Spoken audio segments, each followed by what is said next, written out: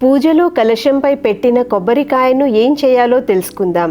సనాతన ధర్మంలో దేవతలకు కొబ్బరికాయలు సమర్పించే సంప్రదాయం చాలా ఏళ్లుగా కొనసాగుతోంది. పూజలో కొబ్బరికాయకు ప్రత్యేక ప్రాధాన్యత ఉంది. కొబ్బరికాయ లేకుండా ఏ పూజలు ఆచారాలు పరిపూర్ణంగా పరిగణించరు. సత్యనారాయణ వ్రతమైనా ఇంట్లో హోమమైనా కొబ్బరికాయను ఖచ్చితంగా కలశం రూపంలో పూజలో పెట్టాల్సిందే. కలశంలో పెట్టిన కొబ్బరి కాకుండా సాధారణ కొబ్బరికాయను దేవతలకు నైవేద్యంగా సమర్పిస్తారు. హిందూ సంప్రదాయాల ప్రకారం కొబ్బరికాయను లక్ష్మీదేవి స్వరూపంగా పరిగణిస్తారు.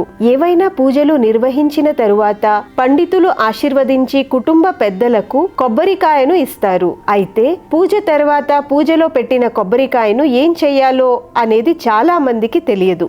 ప్రసాదంగా అందుకున్న ఈ కొబ్బరికాయను పగలగొట్టి తినాలా లేక ఎక్కడైనా భద్రంగా ఉంచాలా అనే సందేహాలు వస్తూ ఉంటాయి. పూజలో పెట్టిన కొబ్బరికాయపై దేవతల అనుగ్రహం ఉంటుందని, అది ఇంట్లో ఉన్నటువంటి నెగటివ్ ఎనర్జీని పోగొడుతుందని దాన్ని ఇంటి పెద్దకు ఇస్తారు. ఈ కొబ్బరికాయను ఎరుపు లేదా పసుపు రంగు వస్త్రంలో కట్టి లాకర్లో ఉంచవచ్చు, లేదా ఎర్రటి గుడ్డలో కట్టి ఇంటి ప్రధాన ద్వారం వద్ద గుమ్మానికి కట్టవచ్చు. ఇలా చేయడం ద్వారా మీ ఇంట్లో దేవతామూర్తుల ఆశీస్సులు నిలిచి ఉంటాయని పండితులు చెబుతున్నారు. కుటుంబ సభ్యులలో ఎవరైనా చనిపోతే వెంట్రుకలు ఎందుకు తీస్తారో తెలుసుకుందాం. హిందూ మతంలో మతపరమైన ఆచారాలు చాలా ముఖ్యమైనవిగా భావిస్తారు. ఒక వ్యక్తి పుట్టినప్పటి నుంచి మరణించే వరకు మొత్తం 16 కర్మలు నిర్వహిస్తారు. 16వ సంస్కారం ఒక వ్యక్తి మరణించిన తరువాత చేసే అంతిమ సంస్కారం. ఒక వ్యక్తి మరణించిన తరువాత అతని ఆత్మశాంతి తదుపరి ప్రయాణం కోసం అంత్యక్రియలు ఆచారాలు చాలా ముఖ్యమైనవిగా పరిగణిస్తారు. అంత్యక్రియలు లేకుండా ఒక వ్యక్తి ఆత్మ శాంతిని పొందదని పురాణాలు చెబుతున్నాయి. అందుకే అంత్యక్రియలు పూర్తి ఆచారాలతో నిర్వహిస్తారు. గరుడ పురాణం ప్రకారం మానవ జుట్టు ప్రతికూల శక్తిని అలాగే ఆత్మలను ఆకర్షిస్తుందని నమ్ముతారు. మరణం తర్వాత ఆత్మ అనుబంధం కారణంగా తన కుటుంబానికి తిరిగి రావడానికి ప్రయత్నిస్తుందని చెబుతారు. మరణించిన వ్యక్తి అంత్యక్రియలు నిర్వహించి 13వ రోజు వరకు ఆత్మ తన కుటుంబ సభ్యులతో సంబంధాలు పెట్టుకోవడానికి ప్రయత్నిస్తుందట. ఆత్మ సంపర్కం వారి కుటుంబ సభ్యుల జుట్టు ద్వారా జరుగుతుందని చెబుతారు. ఇది తదుపరి ప్రయాణానికి ఆటంకంగా మారుతుంది. అందుకే ఆత్మకు శాంతి కలగాలని కుటుంబ సభ్యులకు గుండు చేసే సంప్రదాయం ఉంది. అలా చేయడం ద్వారా ఆత్మ దాని తదుపరి ప్రయాణం కోసం కుటుంబ సభ్యులతో అన్ని సంబంధాలు తెంచుకుంటుంది. మహాభారతాన్ని వినాయకుడు ఎక్కడ రాశారో తెలుసుకుందాం. మన ఇతిహాసాలలో ఒకటైన మహాభారతాన్ని వేదవ్యాస మహర్షి రచించిన విషయం మనందరికీ తెలిసిందే. అయితే ఈ మహాభారతాన్ని వినాయకుడు కూడా వ్రాసాడు అని మన పురాణాలు చెబుతున్నాయి. వ్యాస భగవానుడు చెబుతుంటే వినాయకుడు ఘంటం ఎత్తకుండా మహాభారతాన్ని వ్రాసింది మన దేశంలోని చివరి గ్రామమైన మానలో. ఇది హిమాలయాల్లో ఉంది. జయ కావ్యం అనే మహాభారతాన్ని వినాయకుడు రాస్తుంటే పక్కన ప్రవహిస్తున్న సరస్వతీ నది తన పరుగులు ఉరుకులు శబ్దాల వల్ల అంతరాయం కలగకూడదని మౌనం వహిస్తూ ప్రవహిస్తుంది.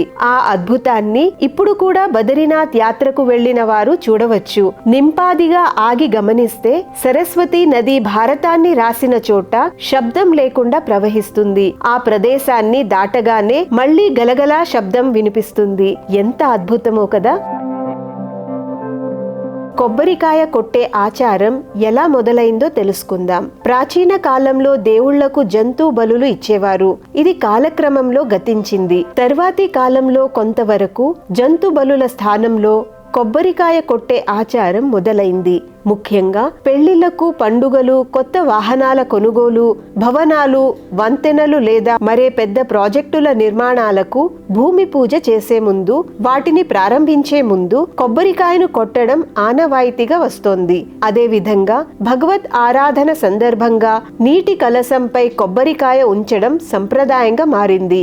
కొబ్బరికాయ మానవుని శిరస్సును పోలి ఉంటుంది కనుక దాన్ని కొట్టడం అంటే మన అహాన్ని బద్దలు కొట్టినట్టేనని అర్థం స్ఫురిస్తుంది. కొబ్బరికాయలోని నీళ్లు మనలోని అంతర్గత వైఖరులకు, అందులోని తెల్లని కొబ్బరి మన మనస్సుకు ప్రాతినిధ్యం వహిస్తాయి. అంటే వీటన్నిటిని భగవంతుడికి అర్పిస్తున్నాము అనే అర్థం. భగవంతుడి స్పర్శతో పవిత్రమైన మనస్సు ప్రసాదమవుతుంది. కొబ్బరి చెట్టులోని ప్రతి భాగం ఉపయుక్తమైనదే. అంటే స్వార్థం లేని సేవకు సైతం కొబ్బరికాయ ప్రాతినిధ్యం వహిస్తుంది. కొబ్బరికాయపై ఉండే 3 కన్నులు శివుడికి ప్రాతినిధ్యాలు. అవి మన కోరికల్ని తీరుస్తాయని చెబుతారు.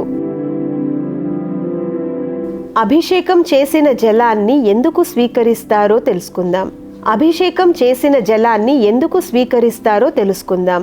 మన సంప్రదాయాల వెనుక నిగూఢంగా ఆరోగ్య సూత్రాలు కూడా దాగి ఉన్నాయి. పండుగలు, పర్వదినాలు, పూజలు, వ్రతాలకు ఉన్నట్లే దేవుని విగ్రహానికి చేసే ఉపచారాలు కూడా నిర్దిష్టంగా ఉంటాయి. ఈ క్రతువుల్లో ప్రధానమైనది విగ్రహాభిషేకం. దేవుని విగ్రహానికి స్వచ్ఛమైన నీటితో అభిషేకం చేస్తారు. ఆ నీటిని అంటే అభిషేక జలాన్ని తీర్థంగా స్వీకరిస్తారు. ఇందులోని ఉద్దేశం దేవునికి విగ్రహాన్ని శుభ్రపరచడం అనుకుంటాం, కానీ నిజానికి మన ఆరోగ్యం కోసమే ఇదంతా. తిరుమలలో శ్రీవారికి చేసే అష్టదళ పద్మారాధన సేవ విశిష్టతలు తెలుసుకుందాం. అష్టదళ పాద పద్మారాధన ఈ సేవ 2వ గంట తర్వాత నిర్వహించబడుతుంది. 1984లో టీటీడీ స్వర్ణోత్సవ సంవత్సరంలో ఒక ముస్లిం భక్తుడు శ్రీనివాస స్వామికి 108 బంగారు తామర పూలను సమర్పించినప్పుడు ఈ ఆచారం మొట్టమొదట శ్రీవారి ఆలయంలో ప్రవేశపెట్టబడింది. శ్రీ మహాలక్ష్మీదేవి పద్మములయందు నివసిస్తుందని, అందుకే అమ్మవారిని పద్మవాహిని అని పిలుస్తారు. అష్టదళ పద్మములందు లక్ష్మీదేవి యొక్క అష్టలక్ష్ముల వైభవం అలరారుతుంటుంది. కనుకనే వెంకటేశ్వర స్వామికి అష్టదళ పద్మారాధన ఎంతో ప్రీతికరమైన సేవగా భక్తులు భావిస్తారు. ప్రతి మంగళవారం నాడు స్వామివారికి అష్టదళ పద్మారాధన జరుగుతుంది. ఈ సేవలో 108 బంగారు పద్మాలతో స్వామివారి 108 నామాలను పదిస్తూ శ్రీవారి పాదాలకు అభిషేకం చేస్తారు. మంగళవారం నాడు స్వామివారిని అష్టదళ పద్మాలతో ఆరాధించడం వలన లేదా ఈ సేవలో పాల్గొనడం వలన కుజదోషాలు తొలగిపోతాయి. కుటుంబ సౌఖ్యం, సత్వర వివాహ సిద్ధి, ఉద్యోగం, పనులలో విజయాలు లభిస్తాయి.